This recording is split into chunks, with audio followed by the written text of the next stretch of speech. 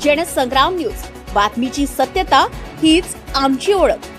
तळेगावतील सीडी8 company समोर पगारवाढीसाठी प्रहार संघटनेचे आंदोलन। तळेगाव श्यामजीपंत येथील सीडी8 कंपनी समोर पगारवाढीच्या मागणीसाठी प्रहार संघटनेच्या वतीने आंदोलन सुरू केलेले आहे। 14 मार्चपासून सुरू झालेल्या संपात महिला व पुरुष कामगार मोठ्या संख्येने सहभागी झाले। सकाळच्या शिफ्टमधील कामगारांना कंपनीत प्रवेश देण्यात आला, मात्र सेकंड शिफ्टमधील कामगारांना प्रवेश नाकारल्याने वाद निर्माण झाले। यानंतर कामगारांनी ठाम भूमिका घेत सर्वांना प्रवेश मिळेपर्यंत काम बंद ठेवण्याचा निर्णय घेतलाय। आंदोलनादरम्यान 2 कामगारांची तब्येत बिघडली असून एका पुरुष व एका महिला कर्मचाऱ्याला लो बीपीमुळे रुग्णालयात दाखल करण्यात आले। महिला कर्मचाऱ्यांनी कंपनीत अडकल्याचा तसेच पाणी व जेवणाची सुविधा नसल्याचा आरोप केलाय। कंपनी प्रशासनाने मात्र संप काळात कामगारांची हजेरी लावून मानधन देण्याचं आश्वासन दिले आहे।